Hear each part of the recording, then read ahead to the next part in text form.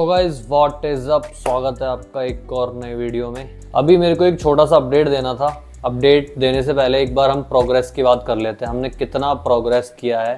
तो मैं side by side अपनी वीडियोस लगा दूंगा कि डे 1 पे मेरी कंडीशन क्या थी और डे 7 पे कंडीशन क्या थी। तो इससे आपको ज़्यादा अच्छा आइडिया मिल जाएगा कि हमने केवल 7 दिनों के अंदर अगर आप अच्छी डाइट रखते हो, अच्छा वर्कआउट रखते हो, तो बॉडी में कितना अच्छा चेंज आ सकता है। तो ऐसा नहीं है कि टाइम लगता है चीज़ों को होने में, बिल्कुल नहीं है। अगर प्रॉपर चीज़ आप फॉलो कर रहे हो तो रिजल्ट्स आपको बहुत जल्दी मिलेंगे। एक चीज़ की मैं पहले बात करता हूँ, जैसे मैं अभी कैलोरी डेफिसिट खा रहा हूँ, तो मेरे को इस चीज़ का आइडिया कैसे होता है कि मैं सही में डेफिसिट में खा रहा हूँ। तो मैंने एक ट्रैकिंग ऐप ले रखी है जिसमें सारा फूड मैं ट्रैक कर लेता हूँ। तो हेल्दीफाई एप्लीकेशन, इसको आप प्ले स्टोर वगैरह ऐप स्टोर से आप जाके चेकआउट कर सकते हो, कोई दिक्कत नहीं है। और उस पर मेरा कल का प्रोटीन इंटेक और कल की कैलोरीज मैं आपको दिखा देता हूँ कि मैं कहना क्या चाह रहा हूँ। बेसिकली 2100 के आसपास कैलोरीज मैंने कल कंज्यूम करी थी। एक चीज़ मैं उसमें दिखाता हूँ पहले, ठीक है, मे भी दिख गया होगा। बाकी मैं बता देता हूँ कि मैं कहना क्या चाह रहा हूँ। इसमें मेरा प्रोटीन इंटेक है 234 ग्राम, 234 ग्राम मेरा इसमें प्रोटीन इंटेक है। इसमें आपने फाइबर इंटेक मेरा देखा होगा केवल 18 ग्राम है, ठीक है।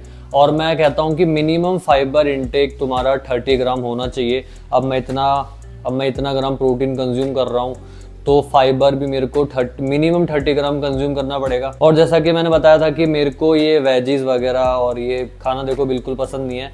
और जो फाइबर इंटेक ये थोड़ा बहुत हुआ है, ये फ्रूट्स और चिया सीड्स और जो 2-3 सीड्स होती हैं, इनकी वजह से थोड़ा बहुत फाइबर इंटेक हो चुका है।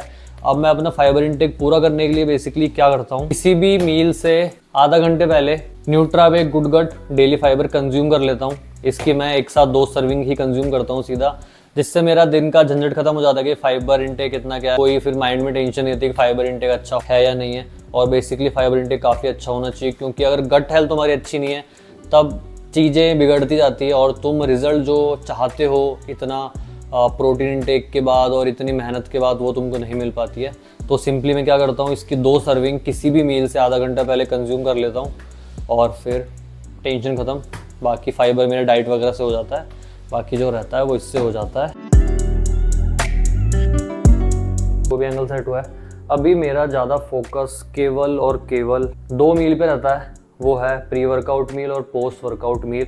इसमें कार्ब इंटेक मैं काफ़ी ज़्यादा हाई रखता हूँ और जो पूरा दिन रहता है उसमें कार्ब इंटेक मेरे इतने रहते नहीं है जितना इन 2 मील में बहुत ज़्यादा रखता हूँ। क्योंकि वर्कआउट से पहले कार्ब इंटेक काफ़ी अच्छे खासे होने चाहिए, तभी एक जिम में अच्छा पंप आता है। जितना तुम इंटेंसिटी से ट्रेन कर पाते हो, अगर तुम कार्ब इंटेक तुम्हारा अच्छा नहीं होगा वर्कआउट से पहले, तो तुम उतना अच्छे से ट्रेन भी नहीं कर पाओगे। चांसेस हो जाते हैं कि तुम्हारा मसल लॉस हो सकता है। तो इस चीज़ का ध्यान रखना, वर्कआउट से पहले कार्ब इंटेक अपनी कैलोरीज अपने मैक्रोज के अकॉर्डिंग सेट कर लेना। और दूसरी चीज़, पोस्ट वर्कआउट में भी कार्ब्स अच्छे खासे रखना, क्योंकि जो ग्लाइकोजन स्टोर हमारा ख़त्म होता है वर्कआउट के टाइम पे, जो कार्ब तुम खाओगे वर्कआउट के बाद बेसिकली उससे ही होगा। तो इन 2 चीज़ का अच्छा ध्यान रखना अगर तुम फैट लॉस पे। तो अभी काफ़ी सालों बाद मैं वापस से पुश पुल लेग लगा रहा हूँ। अब बेसिकली इसके पीछे रीज़न क्या था कि मैं 4 डे स्प्लिट और 5 डे स्प्लिट से कम्प्लीटली मैं बोर हो चुका हूँ। चेस्ट है मैंने लगा ली, वो मेरी 4-5 दिन बाद आती है, तो इतना वेट मेरे से हो नहीं रहा है। 2 से 3 साल बाद पुश पुल लेग वापस लगा रहा हूँ, ठीक है। बाकी देखते हैं कि रिकवरी में क्या सीन रहता है। रिकवरी में दिक्कत आती है तो मैं वॉल्यूम थोड़ी घटा दूंगा, वॉल्यूम थोड़ी डिक्रीज़ कर दूंगा। बेसिकली आज पुश है, पुश के अंदर मैं चेस्ट, शोल्डर और ट्राइसेप्स लगा रहा हूँ। चेस्ट के अंदर टोटल 10 वर्किंग सेट, शोल्डर्स में 6 वर्किंग सेट और ट्राइसेप में 4 वर्किंग सेट होंगे। तो टोटल 20 सेट में अपना पूरा वर्कआउट कंप्लीट हो जाए। और चेस्ट के अंदर मेरा पूरा फोकस है, अभी लोअर चेस्ट होती है इसके ऊपर, क्योंकि ये वीक है थोड़ी सी, तो मैं चाह रहा हूँ कि लोअर चेस्ट अच्छी हो जाए। और पहले से भी काफ़ी अच्छी इंप्रूव हुई है चेस्ट, लेकिन लोअर चेस्ट जब इंप्रूव हो जाएगी थोड़ी और बॉडी लीन काफ़ी अच्छी दिखेगी। इसलिए चलो पहला मैं स्टार्ट कर रहा हूँ डिक्लाइन डंबल से। 3 वर्किंग सेट लगाऊंगा। बाकी एक टिप भी मेरे को देनी थी कि लोगों को पता ही नहीं है कि जो वर्किंग सेट तक पहुँचे कैसे। लोग मतलब कंफ्यूज रहते हैं कि क्या करेंगे, मतलब वेट रैप बढ़ाते हो जाए, जो भी सीन रहता है। अभी उसकी टेक्निक बताऊँगा, जब शोल्डर लगाऊंगा कि कैसे आप वर्किंग सेट तक पहुँच सकते हो। उससे पहले आपको कितना वार्म अप की नीड है। चलो पहला वर्किंग सेट है 35 किलो। लो देखते हैं 1200 ऊपर निकाल।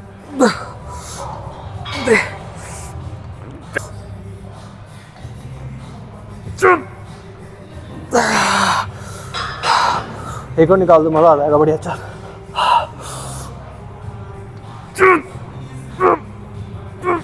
सेकंड एक्सरसाइज थी अपनी और इसका 3 सेट है, आखिरी सेट है। कैसे लगाने एक बार फॉर्म पे ध्यान देना।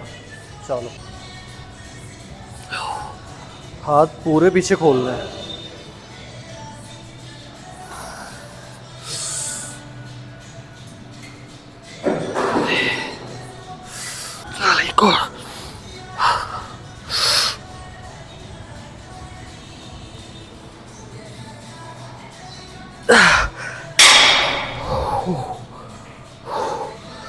बढ़िया सेट था, काफ़ी बढ़िया था।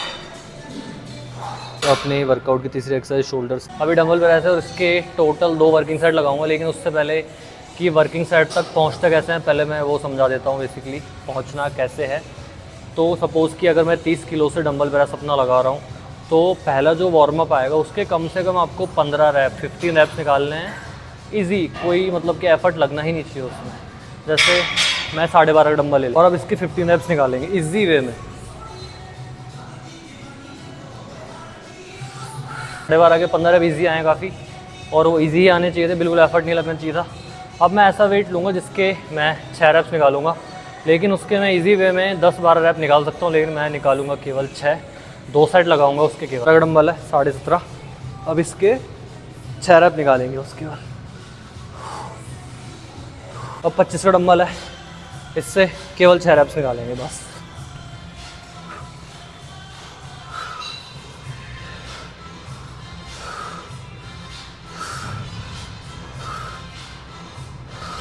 लाइट, कोई भी एफर्ट नहीं है, ठीक है। अब 30 का लगाऊंगा सीधा और उसका वर्किंग सेट है, ठीक है। उसके 10 से ऊपर निकालने ट्राई करेंगे। चलो, तो बेसिकली ये कुछ टेक्निक थी अपने वर्किंग सेट तक पहुंचने की। ट्राई करना, इंजरी से बचे रहोगे। अगर सीधा वर्किंग सेट पे जाओगे तो इंजरी हो सकती है। चलो, वर्किंग सेट करते हैं सीधा। पहला वर्किंग सेट है 30 से, देखते हैं क्या सीन बैठता है, क्योंकि चेस्ट लगा ली है और देखते हैं उठता नहीं उठता। चलो, उठेगा तो 10-12 रैप कम से कम निकालना है। चलो,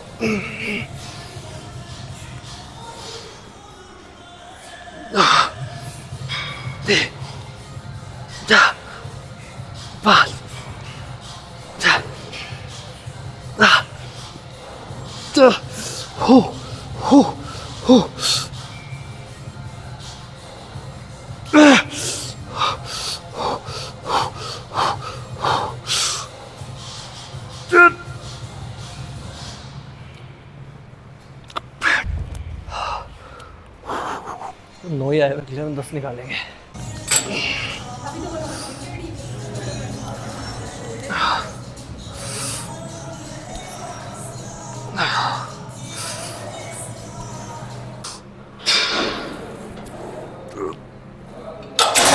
डंबल लेटरल के 2 सेट थे और आखिरी सेट है ये। ऐसा कोई सीन नहीं है कि स्पैम नहीं करना। लेटरल 10 से 12 रैप निकालने क्लीन, उसके बाद पार्शल्स निकालना है।